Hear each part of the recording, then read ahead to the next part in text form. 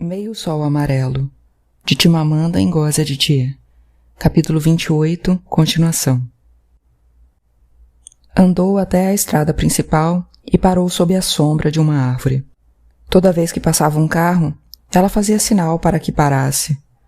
Um soldado numa caminhonete enferrujada acabou parando. Ela viu o olhar malicioso dele antes mesmo de ter entrado e sentado ao seu lado, de modo que exagerou no sotaque inglês, certa de que ele não entenderia tudo o que dissesse, e falou o trajeto todo, mencionando que o seu carro e o motorista estavam no mecânico. Ele disse pouca coisa, até deixá-la diante do prédio do diretório. Ele não sabia quem ela era, ou quem ela conhecia. A secretária com cara de gavião deu uma longa olhada em Olana, desde a peruca cuidadosamente escovada até os sapatos, e falou: "O professor Ezeca não está." "Então ligue para ele e diga que estou esperando. Meu nome é Olana Osóbia." A secretária pareceu surpresa. "Como? Será que vou ter que repetir?" perguntou Olana. "Tenho certeza de que o professor vai querer saber disso. Onde posso sentar enquanto você disca?" A secretária encarou Olana, e ela a encarou de volta, sem pestanejar. Depois a secretária fez um gesto, sem dizer nada, na direção de uma cadeira, e pegou o fone. Meia hora depois, o motorista do professor Ezeca chegou para levá-la até a casa dele, enfurnada em uma estradinha de terra pouco conhecida. "Pensei que alguém tão importante como o senhor estaria morando numa área reservada ao governo, professor", disse Olana, depois de cumprimentá-lo. "Claro que não. É um alvo fácil demais para as bombas." Ele não mudara em nada. Continuava com a mesma superioridade maçante de antes, quando lhe pediu para esperar até terminar o que estava fazendo no escritório. Olana mal tinha tido a chance de conhecer a senhora Ezeca Insuka. Ela era tímida e pouco instruída. "O tipo de esposa que a aldeia escolhera para ele", disse Odênibo uma vez. Portanto, teve de fazer um esforço para esconder a própria surpresa quando ela entrou e abraçou-a 2 vezes, naquele aposento espaçoso. "É tão bom ver os velhos amigos. Nós só saímos em ocasiões formais. Hoje, um evento no Palácio do Governo, amanhã outro." O pendente de ouro da senhora Ezeca, preso a uma corrente em volta do pescoço, ressaltava o decote. "Pamela, venha cumprimentar a tia." A menina que veio até a sala, segurando uma boneca, era a mais velha que Baby. Quem sabe teria uns 8 anos. Tinha o mesmo rosto bochechudo da mãe, e as fitas de cetim cor-de-rosa no cabelo o balançavam. "Boa tarde", disse ela. Estava tirando a roupa da boneca, arrancando a saia do corpo de plástico. "Como você está?" perguntou Olana. "Bem, obrigada." Olana afundou num sofá macio, forrado de vermelho. Havia uma casa de bonecas, com minúsculos e delicados pratos e xícaras no meio da mesa. "O que quer beber?" perguntou a senhora Ezeca com vivacidade. "Lembro que Odênibo adorava um conhaque. Nós até temos um conhaque muito bom." Olana olhou para ela. A senhora Ezeca não poderia lembrar do que Odênibo bebia, porque nunca tinha ido à casa deles com o marido. "Eu gostaria de um pouco de água gelada", disse Olana. "Só água gelada?" perguntou ela. "De qualquer forma, podemos tomar alguma coisa depois do almoço." E chamou o criado. Ele apareceu imediatamente, como se estivesse escutando atrás da porta. "Traga água gelada e coca", disse a senhora Ezeca. Pamela começou a choramingar, ainda lutando com as roupas da boneca. "Vamos, calma. Deixe que eu faço para você", disse a mãe. Depois se virou para Olana. "Ela está tão inquieta nos últimos tempos. É que nós já devíamos ter partido na semana passada. Os 2 mais velhos já foram. Sua Excelência nos deu permissão faz muito tempo. Era para termos ido num avião de socorro, mas eles não estão conseguindo pousar. Disseram que havia bombardeios nigerianos demais em volta. Você pode imaginar uma coisa dessas?" Ontem, nós esperamos em Uli, dentro daquele prédio inacabado que eles chamam de terminal, por mais de 2 horas, e não pousou avião nenhum. Mas, com sorte, nós iremos no domingo. Vamos voar até o Gabão e de lá para a Inglaterra, com passaportes nigerianos, claro. Os britânicos se recusam a reconhecer Biafra. A risada dela encheu Olana com um ressentimento tão pontiagudo e tão penoso quanto a ponta de uma agulha.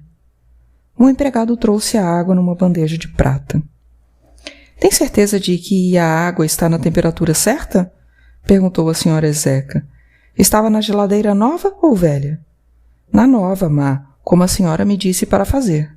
— Quer um pedaço de bolo, Olana? Perguntou a senhora Ezeca, depois que o empregado saiu. — Foi feito hoje. — Não, obrigada. O professor Ezeca entrou, segurando umas pastas.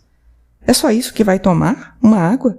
— Sua casa é surreal, disse Olana. — Que escolha mais estranha de adjetivo, surreal, disse o professor Ezeca. — O Dênibo está muito infeliz no diretório onde trabalha. Será que não poderia transferi-lo para um outro cargo? As palavras saíram lentas da boca de Olana, e ela percebeu então o quanto odiava ter de pedir a ele, o quanto queria acabar logo com aquilo e deixar a casa de tapetes vermelhos e sofás combinando, o aparelho de televisão e o aroma frutado do perfume da senhora Ezeca. Está tudo muito difícil, na verdade, muito difícil, disse o professor Ezeca. Os pedidos chegam de toda a parte. Sentou-se, pôs as pastas no colo e cruzou as pernas. Mas vou ver o que posso fazer. Obrigada, disse Olana. E mais uma vez, obrigada pelas provisões.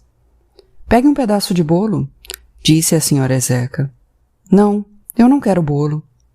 Quem sabe depois do almoço. Olana levantou-se. Não posso ficar para o almoço, tenho que ir.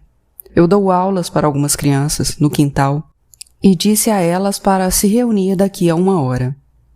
Ah, mas que coisa adorável de fazer, disse a senhora Ezeca, acompanhando Olana até a porta.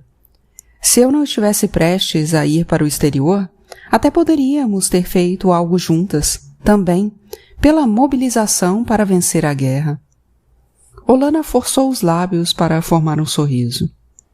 O motorista leva você de volta, disse o professor Ezeca. Obrigada. Antes de entrar no carro, a senhora Ezeca a convidou para ir ver o bunker novo que o marido construíra. Era resistente, feito de concreto. Imagine no que esses vândalos nos reduziram. Pamela e eu às vezes dormimos aqui, quando os bombardeios são demais, disse a senhora Ezeca. Mas havemos de sobreviver. Claro, disse Olana, olhando fixo para o chão liso, para as 2 camas, para o subterrâneo todo mobiliado. Quando voltou, Baby estava chorando. O muco saía aguado do nariz. Eles comeram um bingo, disse Baby. O quê? A mãe de Adana comeu o bingo. Ugu, o que foi que houve? Perguntou Olana, pegando o Baby no colo. Ugu deu de ombros. Isso é o que está todo mundo dizendo por aí, que Mama Adana levou o cachorro para fora já faz um tempo, e agora não responde quando alguém bate na porta e pergunta onde ele está. E acabou de cozinhar uma sopa com carne. Olana fez Baby parar de chorar, enxugou os olhos e o nariz, e pensou por um momento no cachorro, com sua cabeça cheia de feridas. Kainene apareceu no meio de uma tarde quente. Olana estava na cozinha, pondo algumas mandiocas secas de molho, quando Mama hoje chamou. Tem uma mulher num carro perguntando por você. Olana saiu apressada da cozinha e parou ao ver a irmã perto das bananeiras. Parecia elegante, num vestido Havana que ia só até o joelho. Kainene! Olana estendeu os braços de leve, insegura, e Kainene adiantou-se alguns passos. O abraço que trocaram foi curto. Os corpos mal se tocaram, e Kainene recuou. Fui até a sua casa antiga e alguém me disse para procurá-los aqui. Nosso senhorio nos expulsou, Não éramos bons para os negócios. Olana riu da piada fraca que fizera, mas Kainene não. Ela espiava o quarto. Olana queria tanto que a irmã tivesse aparecido quando ainda estavam numa casa. Queria não se sentir tão dolorosamente sem graça. Entre e sente. Olana arrastou o banco da varanda para dentro e Kainene olhou desconfiada, antes de sentar e pôs as mãos sobre a bolsa de couro com o mesmo tom de terra de sua peruca bem arrumada. Erguendo a cortina divisória, Olana sentou-se na beira da cama, alisando os panos. Elas não se olharam. O silêncio estava carregado de coisas por dizer. — E então, como você está? Perguntou Olana finalmente. As coisas estavam normais até Port Harcourt cair. Eu era fornecedora do exército e tínhamos licença para importar caldo de peixe. Agora estou em Orlu. Sou encarregada de um centro de refugiados lá. Ah, você está me condenando em silêncio por lucrar com a guerra? Alguém tinha que importar o caldo de peixe, você sabe. Kainene ergueu as sobrancelhas. Eram pintadas. 2 finos arcos fluidos. Muitos fornecedores receberam e não entregaram. Pelo menos eu entrego. Não, eu não estava pensando nada disso. Estava sim. Olana desviou o olhar. Havia coisas demais rodopiando em sua cabeça. Fiquei tão preocupada quando Port Harcourt caiu. Mandei recados. Recebi a carta que você mandou para Madu. Kainene rearrumou as alças da bolsa. Você disse que estava dando aula. Ainda dá? É a sua contribuição para a nobre mobilização para a vitória? A escola virou o centro de refugiados. Às vezes dou algumas aulas para as crianças aqui mesmo. E como vai o seu marido revolucionário? Continua trabalhando no diretório dos efetivos. Você tem uma foto do casamento? Houve um ataque aéreo durante a recepção. O fotógrafo deixou a máquina cair. Kainene acenou a cabeça, como se não houvesse necessidade de sentir pena. Abriu a bolsa. Vim lhe dar isso. Mamãe mandou através de um jornalista britânico. Olana segurou o envelope na mão, sem saber se devia ou não abrir na frente de Kainene. Também trouxe 2 vestidos para Baby, disse Kainene, com um gesto para o saco que tinha posto no chão. Uma mulher que voltou de São Tomé tinha umas roupas infantis excelentes para vender.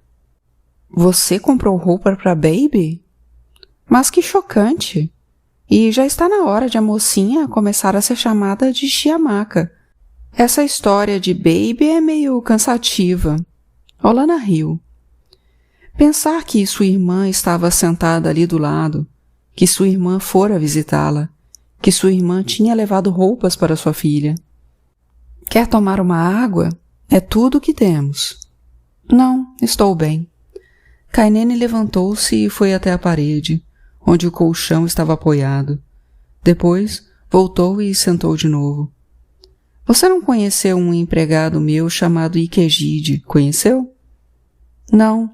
Foi o que Maxwell trouxe da aldeia dele? Foi. Kainene levantou-se outra vez.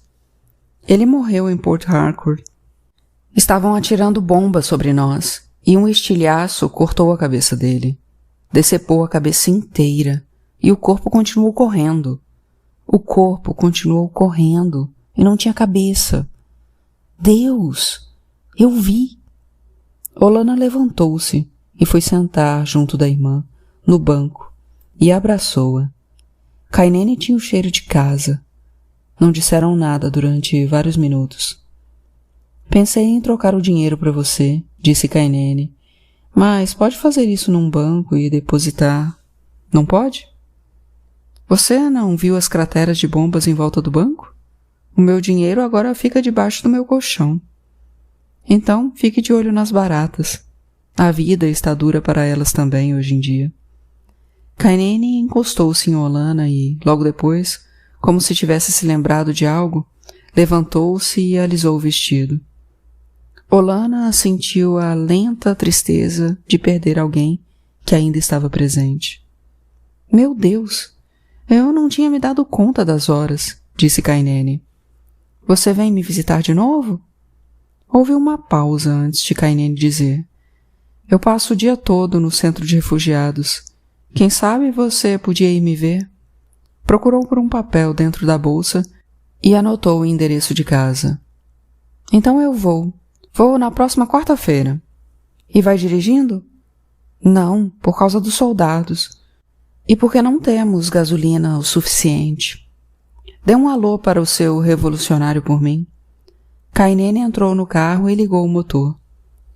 Suas placas são diferentes agora, disse Olana, olhando para o VIG impresso antes dos números.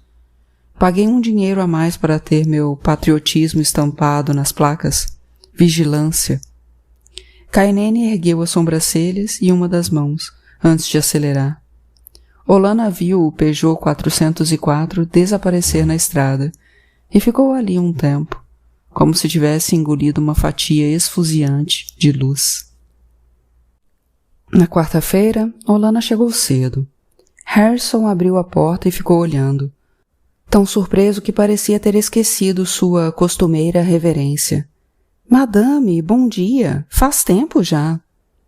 Olana sentou-se num dos 2 sofás que havia na sala nua e luminosa, com suas janelas abertas de par em par. Havia um rádio ligado em algum lugar lá dentro, e, quando ouviu passos se aproximando, forçou a boca a relaxar, sem saber ao certo o que diria a Richard. Mas era a Kainene, no vestido preto amassado, segurando a peruca na mão. Regina M, disse ela, abraçando Olana.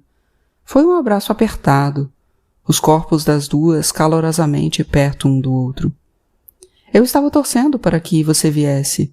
Assim podemos ir juntas ao centro de pesquisa, antes de ir para o centro de refugiados. Quer comer um pouco de arroz?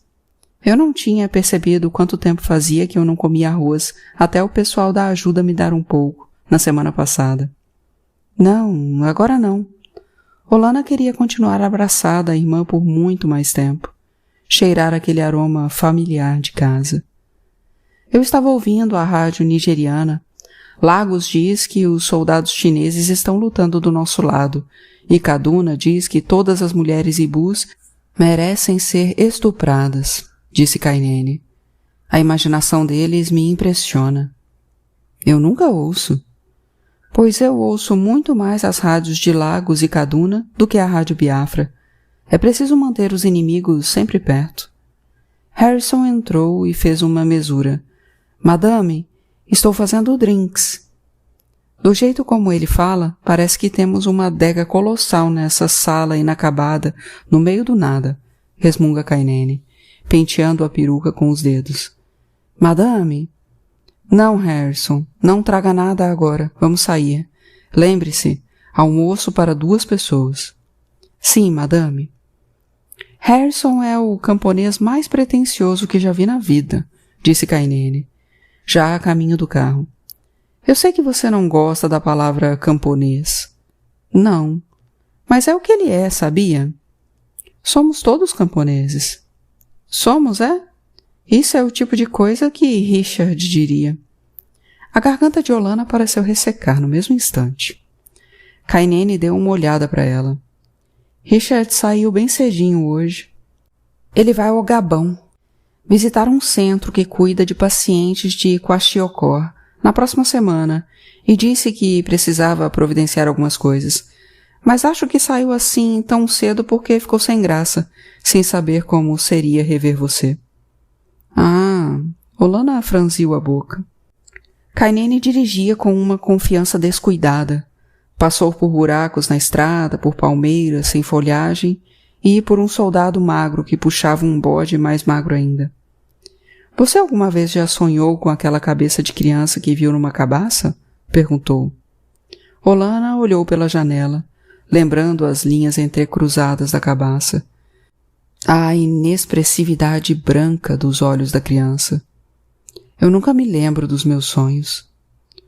O vovô costumava dizer sobre as dificuldades que havia enfrentado na vida. Não me matou, só me fez mais sábio.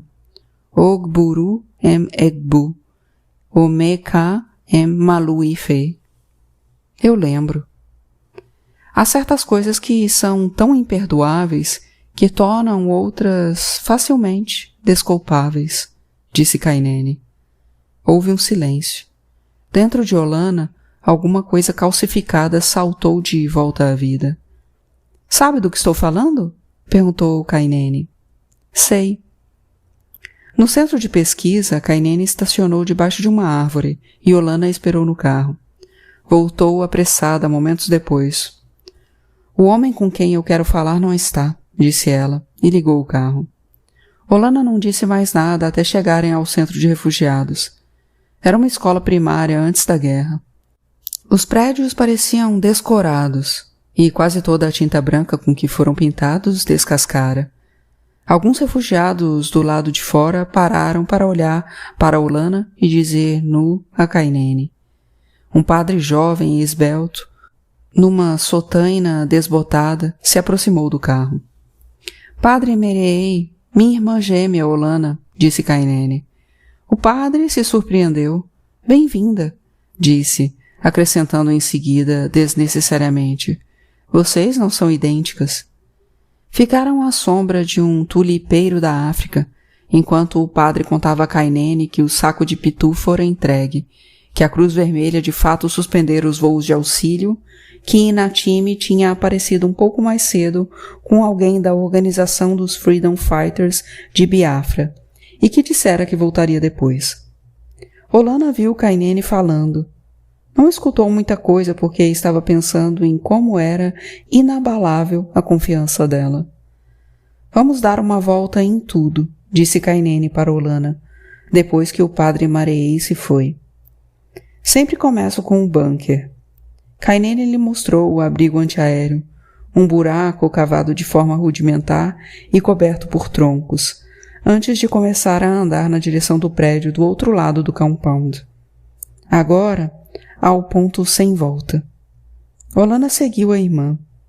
O cheiro a pegou já na primeira porta. Foi direto do nariz para o estômago e revirou o cará cozido que comera no café da manhã. Kainene observava a irmã. Você não precisa entrar. Mas eu quero, disse Olana, porque achava que devia, mas não queria. Não sabia o que era aquele cheiro, mas ele ia aumentando. Quase podia enxergá-lo, uma nuvem suja e marrom. Sentia-se tonta. Entraram na primeira sala de aula. Havia uma dúzia de pessoas deitadas em catres de bambu, em esteiras no chão. Nenhuma estendia a mão para espantar as moscas gordas que pousavam. O único movimento que Olana viu foi o de uma criança sentada na porta. Ela cruzava e descruzava os braços. Seus ossos estavam claramente delineados e a pele grudada de uma forma que não seria possível se tivesse alguma carne por baixo da pele. Kainene vistoriou a sala rapidamente e virou-se para a porta. Lá fora, Olana respirou fundo. Na segunda sala de aula, era como se o próprio ar estivesse se tornando sujo. Olana sentiu vontade de tapar o nariz, para evitar que o ar de fora se misturasse com o ar de dentro. Viu uma mãe sentada no chão, com 2 filhos deitados do lado.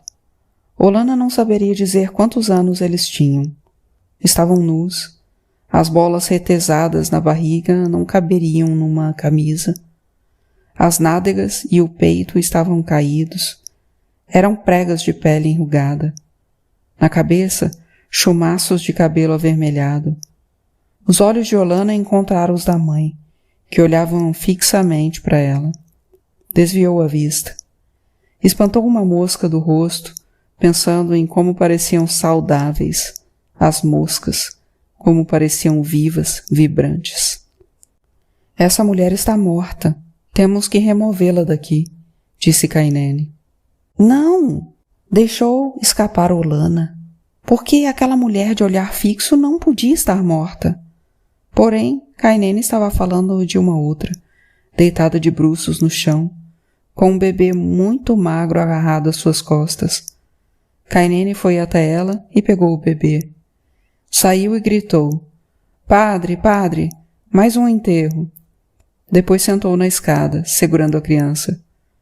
O bebê deveria ter chorado. Kainene estava tentando forçar um comprimido de levedura, de cor cinzenta, na boca da criança. — O que é isso?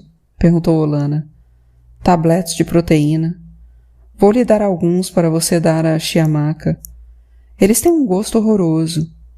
Finalmente consegui que a Cruz Vermelha me fornecesse um lote, na semana passada. Não temos o suficiente, claro, de modo que guardo só para as crianças. Mesmo que eu desse isso aos adultos, para a maior parte não faria diferença. Mas talvez faça para esse bebê. Talvez.